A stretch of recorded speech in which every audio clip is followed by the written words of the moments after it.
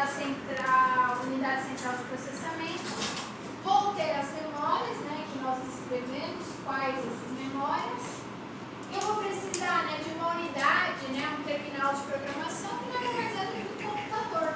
Então, esse computador eu vou ligá-lo ao CLP, isso vai se dar através do cabo de rede. Então, eu vou conectar o CLP ao computador, onde no computador eu vou ter um software, né, referente àquele CLP específico, onde, através desse software, eu vou realizar a programação.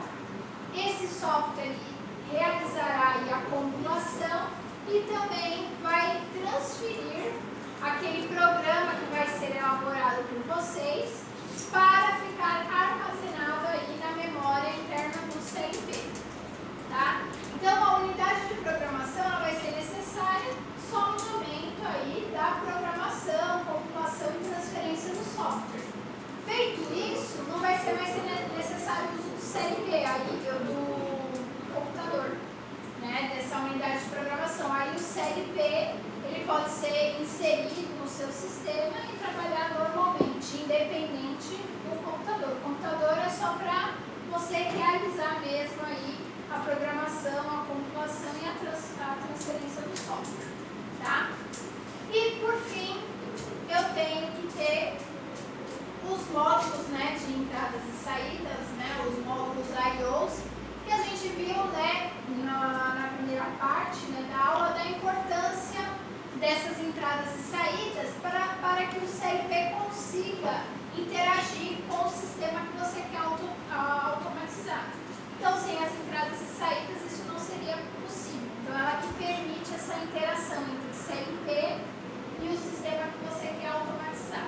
Então, essa é uma estrutura básica, né? Ou seja, a arquitetura básica de qualquer CLP, seja ele do mais simples ao mais complexo, são esses os pontos, né, imprescindíveis aí para se constituir a arquitetura de um CLP. Então, eu tenho que ter aí as memórias, unidade de programação, módulos I/Os, tenho que ter aí a CPU e a fonte de alimentação, tá? Então, esses são a arquitetura básica aí de um CLP. E agora a gente vai falar sobre como é que funciona um CLP, tá? Então, o CLP, aqui o que foi descrito, né, em palavras, está exemplificado através desse fluxograma. Então, o que vai acontecer? Nós vimos que o CLP tem entradas e saídas, ok? E é através dessas entradas e saídas que o CLP interage com a sua automação. E o que vai acontecer?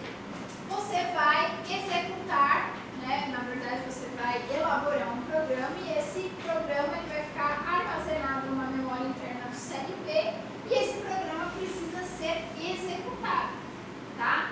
Mas para que esse programa seja executado, então vai ser necessário que as entradas indiquem isso para o CLP, que é através dos sensores, dos botões e das chaves. Então, como é que vai funcionar? Então, liguei, né, fiz lá a programação do CLP, fiz lá tudo bonitinho, transferi, ok. Coloquei o CLP aí inserido na minha automação. Energizei esse CLP. No momento em que você energiza o seu CLP, ele vai funcionar dessa forma, num ciclo, que eu chamo de scan, ciclo de execução ou tempo de varredura. Ou seja, é a sequência que ele vai funcionar a partir do momento que ele estiver energizado. Ele vai ficar constantemente repetindo essa rotina. E qual será essa rotina? Então, energizou o CLP, o que ele vai fazer? Ele vai ler as entradas, tá?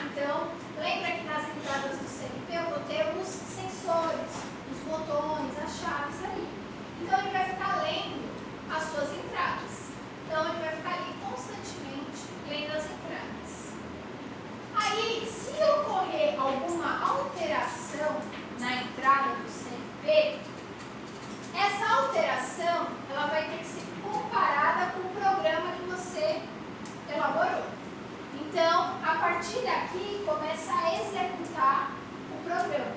Então, ele vai pegar aquilo que ele leu na entrada e comparar com o programa que você elaborou.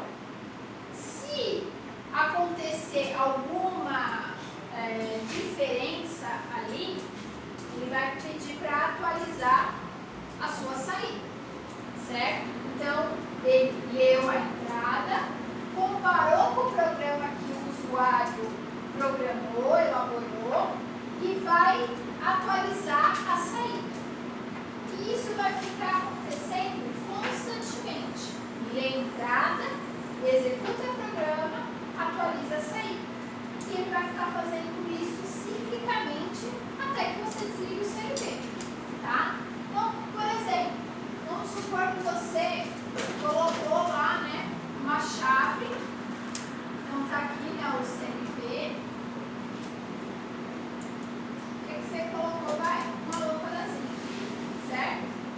Então, o que vai acontecer? Vamos supor que você determinou o seguinte. Aqui a minha chave, ela está em nível lógico quando ela é NA. Eu tenho duas condições, né? NA e NF, certo? Quando ela for NA, a lâmpada tem que estar apagada.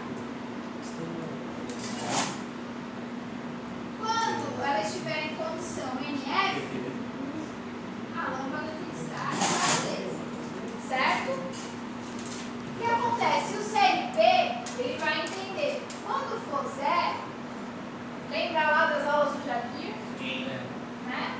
Quando for zero, vai ter que estar zero na saída, ou seja, apagado. E quando tiver 1, que é NF, tem que estar acesa, 1 na saída também. Então, você vai estruturar isso através da linguagem elétrica, a gente vai ver isso mais pra frente. Na próxima aula, a gente já começa a falar um pouquinho disso. Você vai estruturar essa ideia, esse raciocínio, através de um programa, certo? Então, esse programa ele vai ficar lá dentro da memória do CLP, ok? Então, o que vai acontecer? Você programou lá bonitinho, agora, vamos supor que você vai querer que o seu CLP funcione. Então, ele vai começar essa rotina. Então, o CLP ele vai ler a entrada. Então, ele vai começar a ler a entrada. Vamos colocar a primeira situação aqui. Primeira, segunda situação. Primeira situação. Vamos supor que a chave está normalmente aberta. Então, o CLP ele vai ler a entrada e ele vai ver. Está normalmente aberta, está zero. Então, ele vai comparar com essa lógica que você fez. Vai executar o programa. Aí ele viu que, como está zero na entrada e pelo que você elaborou aqui no seu raciocínio, o que tem que estar na saída? Zero. Ah, não. Pensei que programou para acender. Não, é a primeira situação. Né? Então, o que ele tem que colocar atualizar a saída dele com zero. Certo? Então, ele leu a entrada, executou o programa, atualizou a saída. A chave não está acionada. Então, quando isso acontecer, né, pela lógica que a gente determinou aqui, ele tem que atualizar a saída em zero. Certo? Está nível lógico mudo. O CLP vai entender isso. Então, pela programação, pela lógica que o usuário aqui elaborou, se está normalmente fechado, está 1, significa que ele tem que atualizar a saída dele com 1 também, que é acesa. Certo? Então, o CLP ele vai ficar fazendo isso constantemente. Lê a entrada, executa o programa, atualiza a saída. Certo? E a execução desse programa vai ter que respeitar a lógica que o usuário elaborou. Certo? Oi? Não, a gente vai programar por diagrama elétrico. Na semana que vem, podem ficar em casa, tá? Professor, é a prova, professor. Vou falar os nomes, então. Ah, eu falo sim. É a prova. Eu tenho aqui. Oi? Por quê? Não.